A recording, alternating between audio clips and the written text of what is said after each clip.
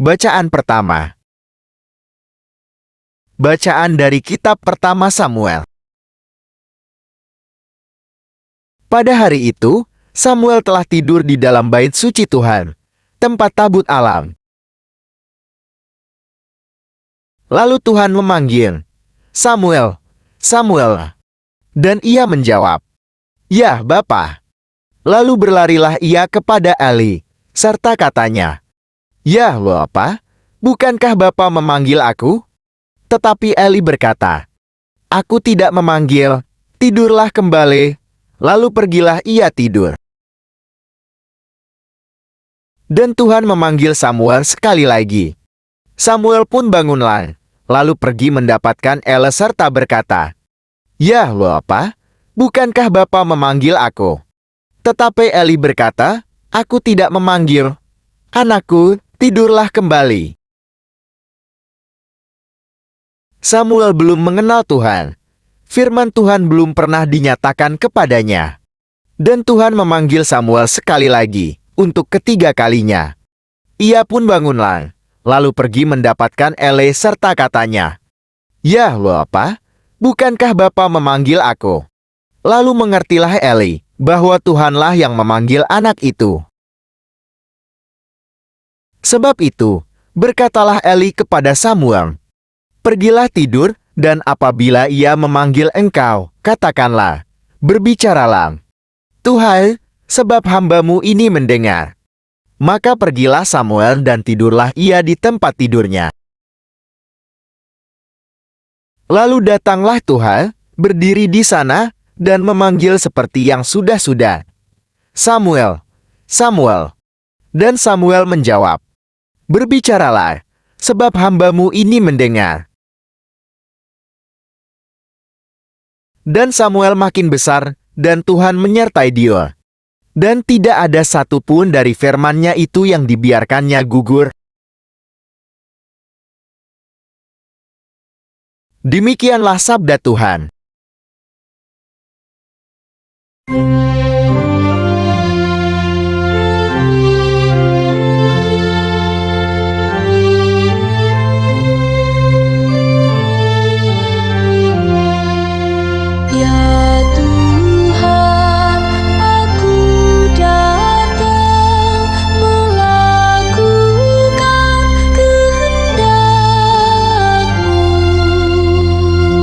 Aku sangat menanti-nantikan Tuhan.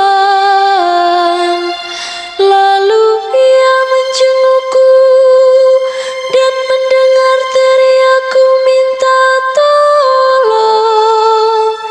Ia memberikan nyanyian baru dalam mulutku untuk memuji Allah kita. Ya Tuhan, aku datang melakukan kehendak-Mu. Kurban dan persembahan tidak Kau inginkan, tetapi Engkau telah membuka telingaku. Kurban bakar dan kurban silih tidak Engkau tuntut. Lalu aku berkata, "Lihatlah Tuhan, aku datang."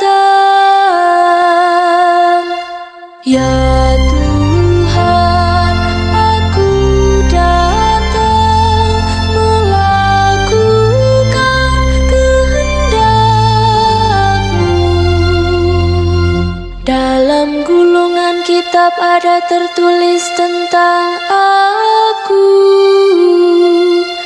Aku senang melakukan kehendak-Mu, ya Allah.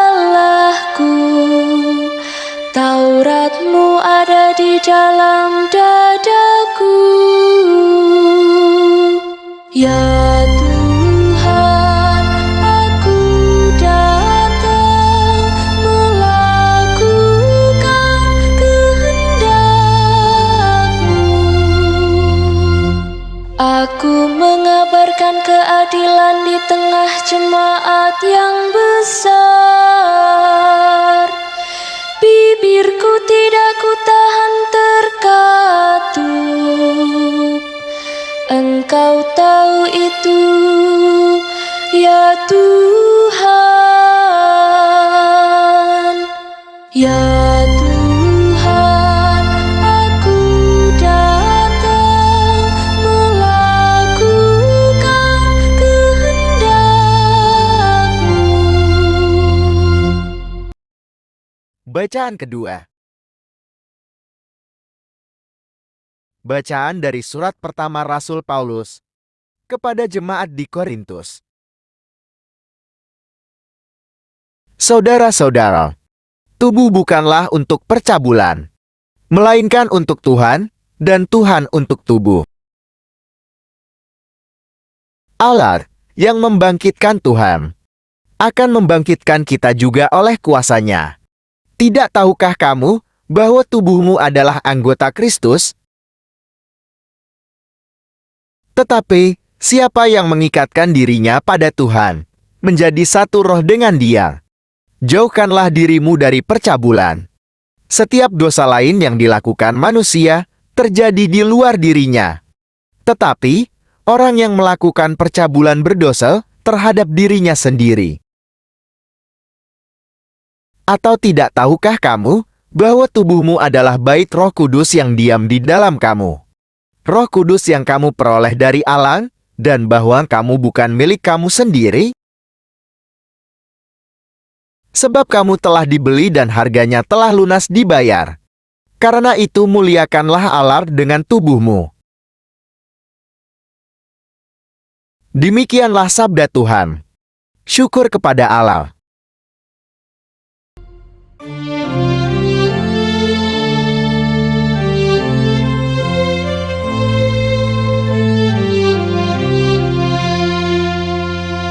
Alleluia, alleluia, alleluia. Kami telah menemukan Mesias, yaitu Kristus. Ia mendatangkan kasih karunia dan kebenaran. Alleluia, alleluia, alleluia. Tuhan bersamamu dan bersama rohmu. Inilah Injil suci menurut Yohanes. Pada keesokan harinya, Yohanes berdiri di situ pula dengan 2 orang muridnya. Dan ketika ia melihat Yesus lewat, ia berkata, "Lihatlah anak domba Allah." Kedua murid itu mendengar apa yang dikatakannya itu, lalu mereka pergi mengikut Yesus. Tetapi Yesus menoleh ke belakang. Ia melihat bahwa mereka mengikut Dia, lalu berkata kepada mereka, "Apakah yang kamu cari?" Kata mereka kepadanya, "Rabi," artinya, "Guru, di manakah engkau tinggal?" Ia berkata kepada mereka, "Marilah, dan kamu akan melihatnya." Mereka pun datang dan melihat di mana ia tinggal. Dan hari itu, mereka tinggal bersama-sama dengan dia. Waktu itu kira-kira pukul 4. Salah seorang dari keduanya yang mendengar perkataan Yohanes lalu mengikut Yesus adalah Andreas, saudara Simon Petrus. Andreas mula-mula bertemu dengan Simon, saudaranya, dan ia berkata kepadanya, "Kami telah menemukan Mesias," artinya Kristus. Ia membawanya kepada Yesus. Yesus memandang dia dan berkata, "Engkau Simon, anak Yohanes, engkau akan dinamakan Kefas, artinya Petrus. Demikianlah sabda Tuhan. Terpujilah Kristus. Bapak, Ibu, dan saudara-saudari terkasih dalam Kristus Yesus. Pada minggu biasa kedua, kita mau kembali mencari kehendak Tuhan yang harus kita laksanakan dalam kehidupan kita dan bagaimana melakukannya. Dalam Injil kita bisa mencari jawabannya karena Injil adalah sabda Allah dan menjadi pemandu arah langkah hidup kita sebagaimana yang Allah kehendaki. Pada bacaan Injil, kita bisa melihat bagaimana Yohanes Pembaptis menjadikan dirinya sebagai pribadi yang rendah hati dan memberikan diri menjadi pelayan untuk kemuliaan Allah. Yohanes bersuka cita karena diizinkan mempersiapkan jalan bagi Tuhan Yesus. Dan tugas tersebut membuat dia makin rendah hati dan menyadari dirinya adalah hamba. Dialah yang kumaksud ketika kukatakan, kemudian daripadaku akan datang seorang yang mendahului aku, sebab ia telah ada sebelum aku. Yohanes memberi kesaksian tentang apa yang dilihat dan dialaminya sendiri tentang Yesus Kristus sebagai anak domba Allah yang menghapus dosa dunia. Yohanes memberi kesaksian, katanya, "Aku telah melihat Roh turun dari langit seperti merpati dan tinggal di atasnya." Dan kesaksian tentang pembaptisan yang diberikan Yesus yaitu api dan Roh Kudus. Pribadi Yohanes Pembaptis bisa menjadi cermin bagi kita untuk melangkah dalam dinamika perjalanan iman kita. Kita mampu bersaksi bila menjalin kedekatan dengan Tuhan Yesus. Kita masing-masing dipanggil menjadi kudus dan dilengkapi damai sejahtera serta menjadi alat yang diinginkan Tuhan. Sebab Tuhan selalu melibatkan umat manusia dalam setiap rencananya. Namun, yang sering terjadi kita tidak mengerti panggilan kita sendiri dan akhirnya mencari, ragu, dan tidak menemukannya. Yesus dipanggil dan diutus untuk menghapus dosa dunia, khususnya dosa kita. Kesaksian Yohanes mengingatkan bahwa kebahagiaan melayani sebagai hamba merupakan kebahagiaan sejati. Pertanyaannya, apakah kita mau dan bersedia menjadi alatnya? Apakah kita mampu menjadi saksi baginya? Apakah kita siap sedia untuk berkorban? Apakah kita bergembira dalam melaksanakannya? Tidak mudah mengikuti jejak Yohanes Pembaptis untuk sampai kepada Tuhan kita.